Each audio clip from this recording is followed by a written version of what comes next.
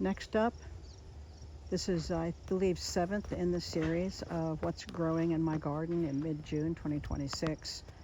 And this is the farm bed. We have pole beans, and underneath the freeze cloth there, it's actually there to keep the bugs out. We have collards, beets, and spinach. The next bed in will be, well, I'll go show you that once we get around there. But we got garlic right here, and this was chives, and now we have the blanket flowers starting, and I have a couple of sunflower volunteers in here that will be nice. And of course, my beloved California poppies. This is a red monarda, not our native, but it seems like the bees liked this one better than the native. Go figure, but they did. So I'm putting both of them in my garden. And that's more Caesar's brother iris in the back there. This is a variegated lilac. I had read that it's supposed to be 6 feet tall, and it is significantly higher than 6 feet tall because the fence is 5 feet tall. I guess it's 5.5 feet tall. So, but it makes beautiful lilac blooms, and I love this speckly foliage, although you can see it's reverting to it's green. That won't matter. I like the plant so much, I'm going to keep it. But otherwise, in here we have a patch of rhubarb that's going to go away in the fall, and the little enclosure that we use for growing the monarch butterflies from caterpillars will go there, where it can anchor up against the fence and get some shade and be a little bit more secure than where we're going to have to put it this year. And just cut back this hellebore because it was just transplanted and it needed to pay attention to making roots. This is a heuchera called Timeless Treasure, and if you keep deadheading it, it should make those blooms most of the summer. This is one of the astrantias. It was given to me by a friend, and I do not know which one it is, but I just absolutely adore the flowers. So pretty. Another hellebore in the back, and this is our native yellow Aquilegia. Can't think of the common name. Here we go, columbine. This is not native. It's actually native to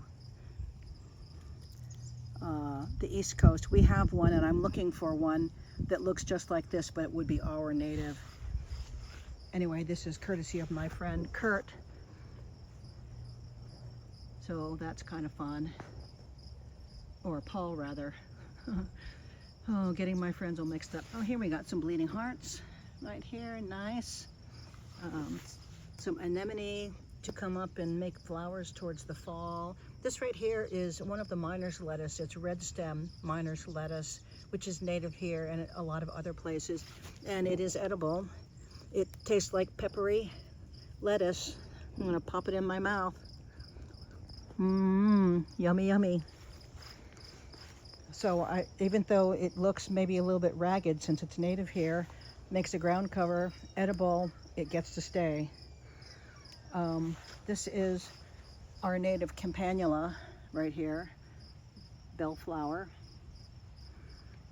Another Clarkia, which came volunteered from seeds from somewhere in my yard. I'm not exactly sure what this is. I think it's something that came in the clump of this plant right here, the dried up flower of the Rocky Mountain aster, which I see out in the wild, and I have never been able to find plants or seeds or anything. So I harvested one tiny plant last summer and harvested the seeds. I'm trying to grow the seeds, but a miracle happened and the plant made one flower this year, so I'm just over the moon with that. So I will have to figure out what this is. It is something native. And this right here is one of our native biscuit roots right here.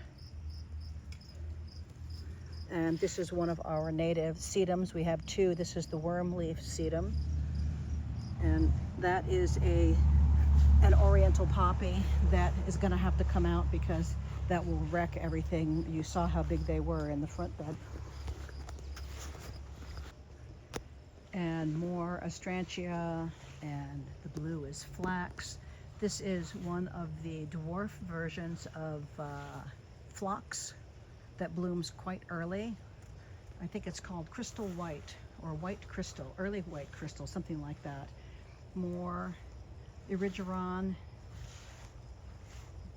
This red right here is one of our native penstemons. And again, the pollinators love it, especially the hummingbirds, but it will stop blooming now and it probably won't bloom again until next year.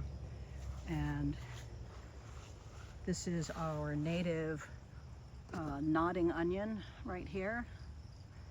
And more of the red feathers in the background there. And this is a cute dianthus. It's so happy looking. I know it's not native, but I have to have it anyway. And lavender, the bird bath. I will encourage more California poppies to fill this area here. More of the terracotta yarrow, New York aster, or New England rather aster, more erigeron. I am seeing that I've got a lot of erigeron, the fleabane, and I'm gonna probably have to get rid of some of it. It's just that it blooms right now when there isn't a lot of other stuff blooming. So maybe I can find something else. Coneflower, Oregon grape, green spice heuchera, Carl Forster, calamagrostis.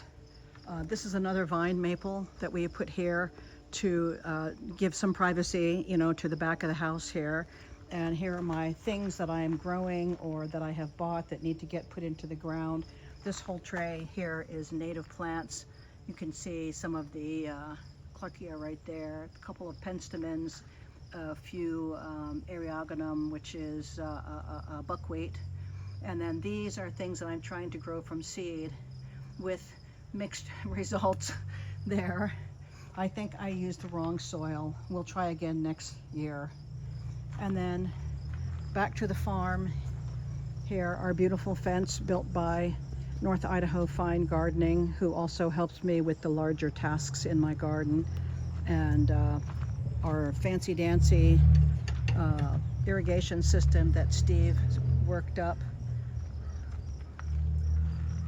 We do rotate the beds, and so the poles here come out. The tomato house, which the curtains can roll down at night when it's going to be less than 55 degrees. And we actually also have a heater in there, which we will take out soon because it's almost warm enough. But we have had that in there since the 1st of June, or maybe it was the 1st of May, I can't remember. And this bed is 2 kinds of lettuce, and then this is okra right here. And it's a member of the hibiscus family, and I love okra. This is a cucumber that will climb on this structure right here.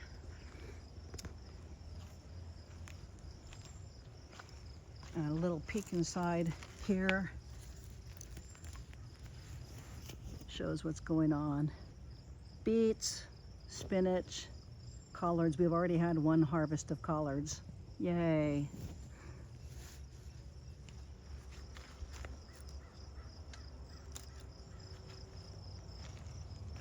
All right, that ends the section for the farm bed.